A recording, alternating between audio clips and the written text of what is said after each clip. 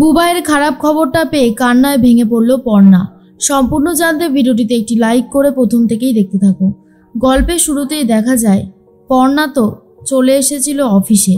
পর্ণা অফিসে আসার পরেই সবাই মিলে পর্ণাকে কংগ্রাচুলেশনস বলতে থাকে। পর্ণা তখন বলে, ধন্যবাদ, আপনাদের সবাইকে অসংখ্য ধন্যবাদ। আর আমি এতটাও তেমন কোনো কাজ করিনি, যেটুকু আমার করার কথা ছিল আমি শুধু সেটুকুই করেছি। এর মধ্যেই তখনই অভিমন্যু বলে, পর্ণা আপনি তো অনেকক্ষণ ধরেই ছোটাছুটি করেছেন, ম্যাডাম এবার তো একটু খেতে হবে, আপনার তো সারাদিনে পেটে মনে হয় কোনো খাবারই পড়েনি। পর্ণা বলে, না না স্যার, আমি একদম ঠিক আছি, আমার কোনো অসুবিধা হচ্ছে না। অভিমন্যু বলে, অসুবিধা তো এখন হবে না, একটু পরের থেকে হবে, এসো আমি তোমার জন্য কিছু খাবার নিয়ে আসছি। কিন্তু পর্ণা খেতে চায় না। তার মধ্যেই চলে এসেছে সৃজন এসে বলে, পর্ণা একটা দারুণ খবর আছে, বুবাইয়ের জ্ঞান ফিরেছে। আর এটা শোনার পরেই পর্ণাও খুব খুশি হয়ে যায়। আনন্দে সৃজনকে জড়িয়ে ধরে বলে, এটা তো দারুণ খবর সৃজন। যেই না পর্ণা সৃজনকে জড়িয়ে ধরেছে অমনি অভিমন্যু রেগে যায় আর মনে মনে ভাবতে থাকে, এই ছেলেটা বারবার আমার আর আলোকপর্ণার মাঝখানে চলে আসে, এই ব্যাপারটা আমার মোটেও ভালো লাগছে না, এর একটা ব্যবস্থা আমাকে করতে হবে। আমি তো খুব ভালো মতনই জানি যে আলোকপর্ণা শুধু আমার, অন্য কারোর হতে পারে না, আর আমি অন্য কারোর হতে দেবও না। আলোকপর্ণা শুধু আমারই থাকবে। তখনই সৃজন বলে, পর্ণা আপনি যাবেন না দেখতে? পর্ণা তখন বলে, যাবো তো, আমি এক্ষুনি যাব। এর মধ্যেই ক্যাপ্টেন বলে, আলোকপর্ণা দাঁড়ান, আমি বলছিলাম যে আমরা সবাই মিলে বুবাইকে দেখতে যাব। তখনই সুরভি বলে, আমরা হসপিটালে গিয়ে কি করব ক্যাপ্টেন? তখন অভিমন্যু বলে, আমরা যাব, পুলিশ তো আসবেই বুবাইয়ের বয়ান রেকর্ড করতে, তার আগে বুবাই যে বয়ানটা দেবে সেটা আমরা আমাদের চ্যানেলে লাইভ করব, সেই জন্যই আমরা যাব। আর এটা শোনার পর পূজা মনে মনে ভাবতে থাকে, ক্যাপ্টেন এখানেও নিজের ফায়দাটুকুই আগে দেখে যাচ্ছে। সত্যি ক্যাপ্টেন পারেও বটে, যতই ক্যাপ্টেনকে দেখি ততই বেশি করে অবাক হয়ে যাই। তার মধ্যেই দেখা যায় একটা কথা বারবারই পর্ণা ভাবছে, কত তাড়াতাড়ি গিয়ে বুবাইকে দেখবে। হসপিটালে চলে এসেছে সবাই, আর তখনই সবার মন মানসিকতা ভালো নেই। সৃজন তখন বলে, এই চনু, তোরা এইভাবে বসে আছিস কেন রে? কি হয়েছে তোদের? তো দেখে মনে হচ্ছে খুবই মন খারাপ, সব ঠিক আছে তো? আমি তো দেখে গেলাম বুবাইয়ের জ্ঞান ফিরেছে।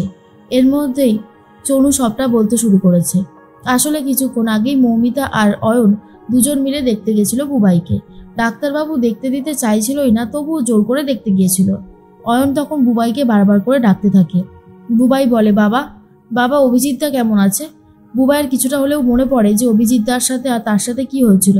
মৌমিতা তখন বলে, ওর কথা বলিস না বাবা, ওর কথা বলিস না, ওর কথা ভুলে যা, যত তাড়াতাড়ি সম্ভব তুই ওর কথা ভুলে যা। বুবাই তখন বলে, বলো না অভিজিৎদা কেমন আছে?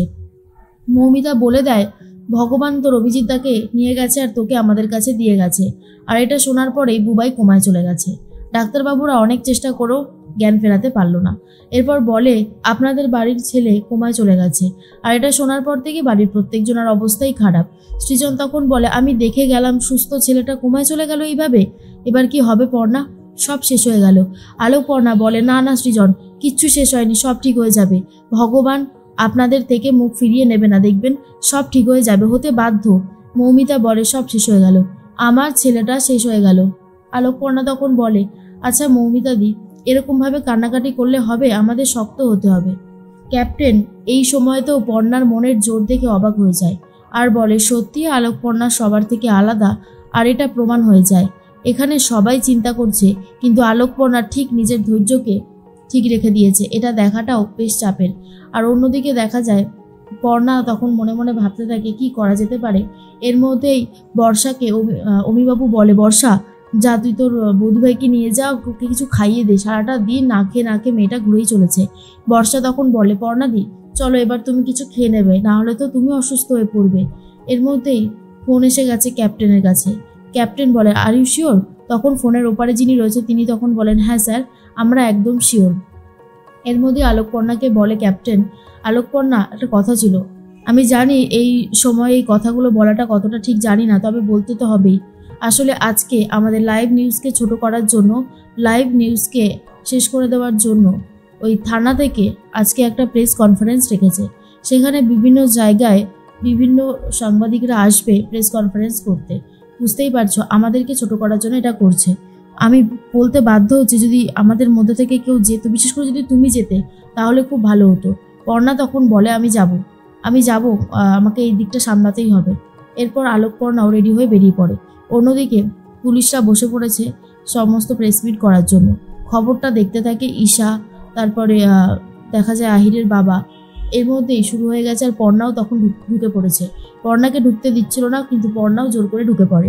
এরপর অফিসার বলে একটা সহজ সাধারণ অ্যাক্সিডেন্ট কেসকে জটিল করতে চাইছে কিছু লোকজন। লাইভ নিউজের পক্ষ থেকে তারা বেশি করে আউফাও বলছে। আমরা তাদেরকে ওয়ার্নিং দিচ্ছি, ফার্দার যদি তারা আবারও এরকম কোনো সিদ্ধান্ত নেয় যে ভুলভাল খবর রটাবে, তাহলে কিন্তু আমরা লিগেলি এই ব্যবস্থাটা নেব। এর মধ্যেই পর্ণা তখন বলে, আপনারা যে ব্যর্থটা করছেন সেটা কি আপনারা বলছেন সবাইকে? আপনারা তো অ্যাকচুয়ালি ব্যর্থ। এত ঘন্টা হয়ে গেছে, একটা ছেলে মারা গেছে, একজন আইসিইউতে ভর্তি, কোমায় চলে গেছে। তাদের এই অবস্থা যে বা যারা করলো, এমনকি যে গাড়িটাতে অ্যাক্সিডেন্ট হচ্ছে সেটাও খুঁজে বার করতে পারেননি। আপনারা আসল অপরাধীকে এখনও খুঁজে বার করতে পারেননি স্যার। আপনারা নিজেদেরকে আর কত মহান দাবি করবেন বলুন তো? অফিসার বলে, মুখ সামলে কথা বলুন, এখানে আপনি কি ভাষণ দিতে এসেছেন নাকি? আলোকপর্ণা বলে, আমি ভাষণ দিতে আসিনি স্যার, যেটা সত্যি সেটা বলতে এসেছি। আমি জানি আপনার কষ্ট হচ্ছে উত্তর দিতে। আপনি বলতে পারেন 107 নম্বর পেজটা কোথায় গেছে? কেন ওটা ছিঁড়ে ফেলা হয়েছিল? কারণ ওখানেই লেখা ছিল আসল এফআইআর এর পেজটা, সেটা আপনারা প্রমাণ লোপাটের জন্য ছিঁড়ে ফেলে দিয়েছেন। আমি কিন্তু সবটা জানি স্যার। এর মধ্যেই অফিসার বলে, ভুল জানেন, আপনি টোটালি ভুল জানেন, তাই বেশি বাড়াবাড়ি করে লাভ নেই। এর মধ্যেই তখনই আকাশবাবু বলে, আমি এই মেয়েটাকে আর ভরসা করতে পারছি না। এই মেয়েটা মনে হচ্ছে এবার সত্যিটা ঠিক বার করে নিয়ে আসবে। ঈশা ম্যাডাম, তখন কি হবে? ঈশা তখন বলে, দেখছেন তো আমিও চেষ্টা করে যাচ্ছি। আমিও কি কম চেষ্টা করছি? তবে এই পর্ণাকে সত্যি কথা বিশ্বাস নেই। এ চাইলে অনেক কিছুই করে দেখাতে পারে, সেই ক্ষমতাটা ওর আছে। তার মধ্যেই অফিসার বলে, আপনি আমাকে এতগুলো প্রশ্ন করার কে?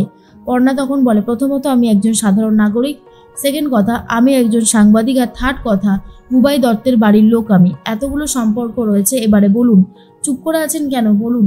আর তখন আরও যে সাংবাদিকরা ছিল তারা পুরো চুপ করে দাঁড়িয়ে রয়েছে। এই খবরটা বিভিন্ন জায়গায় চলছে, আর সবাই দেখে তখন বলে, মেয়েটা তো ঠিক প্রশ্ন করেছে।